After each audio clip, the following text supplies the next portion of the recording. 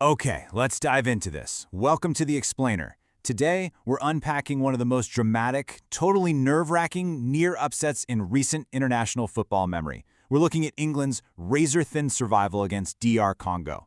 Honestly, if you were watching this one, you could practically feel the tension radiating right through the screen. We're going to evaluate the two absolute extremes of this squad right now. Harry Kane's stunning heroics on one end, and the critical, glaring defensive gaps on the other that made those heroics necessary in the very first place. Now, just let this quote from the ESPN panel sink in for a second. Where would they be without him? They would be on the flight home. It's a stark, chilling realization for any fan of this team. Let's be real. England was mere moments from a total tournament disaster against a DR Congo side that left their absolute heart and soul on the pitch. The pundits in the studio were feeling that heavy, undeniable tension. When your entire tournament life hinges on the shoulders of one guy pulling you back from the brink, you absolutely have to start asking some serious questions about the rest of the squad. And that brings us perfectly to Section 1, Kane to the rescue, saving the squad. See? When the system breaks down, when the passing fails and your defense is just leaking chances, a team is forced to rely purely on individual attacking talent. England didn't tactical mastermind their way out of this deficit. They leaned heavily on their captain to save them from what would have been an embarrassing early exit. And Kane? Well, he delivered two massive goals to completely flip the script. But the context of these two goals tells a much bigger story. That first one? Let's be honest here, it was a bit of a gift. DR Congo's goalkeeper Mpasi had been outstanding, but he essentially flapped at what should have been the easiest save of the night. But that second goal? Man, that was pure elite finishing. Amidst total chaos, when everyone else on the pitch was disorganized and freaking out, Kane saw a completely different picture. He brought an elite level of talent to the moment, executing a phenomenal finish to essentially punch England's ticket forward. Now, what's really interesting here is how that second Kane goal was actually engineered by Jude Bellingham. Earlier in the match, Bellingham was really struggling, hitting balls straight out of bounds, completely out of rhythm. But he didn't hide. He started making these relentless deep runs right in behind the defense. When a player of Bellingham's caliber makes those runs, defenders have to react. They have to chase him, and when they chase him out wide, they leave this massive space behind them. That exact vacated space is where Harry Kane perfectly positioned himself to strike. It's just a brilliant illustration of how off-ball movement literally saves games. All right, moving on to Section 2, chaos in the defense. What exactly was Kane's rescue mission saving them from? The answer lies in the exact sequence of DR Congo's opening goal. It was a perfect storm of structural breakdown. Step 1, the center backs are completely caught out of position, leaving a massive void.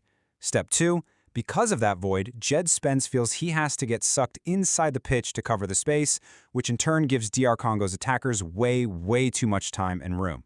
And finally, Step 3, the shot comes in and Jordan Pickford gets beaten at his near post.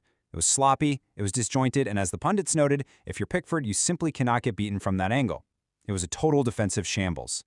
And if you want to know just how close England was to a total, unrecoverable collapse, look no further than the 42nd minute. Wissa had a golden opportunity, a near-post tap-in that absolutely should have made it 2-0 for DR Congo. All he had to do was make clean contact and shift it to the left side where the entire goal was just waiting for him. Instead, he panicked, snatched at it, and missed the margin. Guys, if that goes in, the game is effectively over.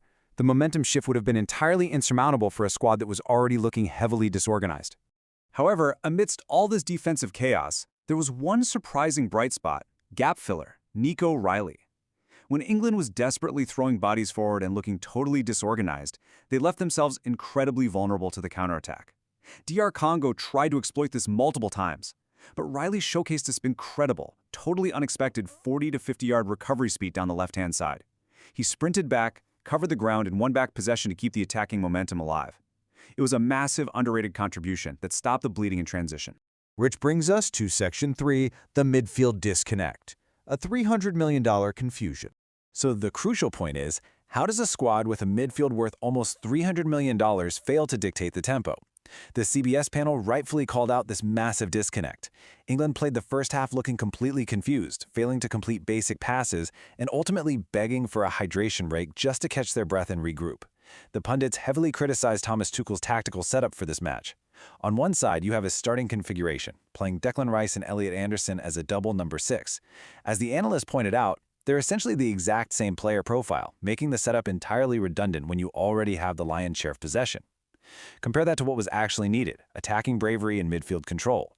They had players like Morgan Rogers and Ollie Watkins just sitting on the bench who could have dynamically affected the game, rather than relying on two defensive midfielders who couldn't dictate the tempo.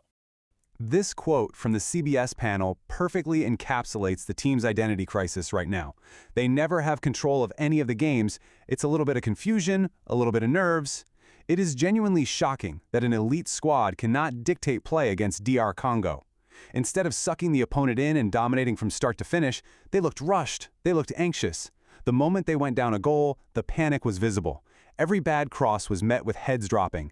It highlights a massive character question and the immense, almost suffocating pressure that comes with the English media and wearing that shirt.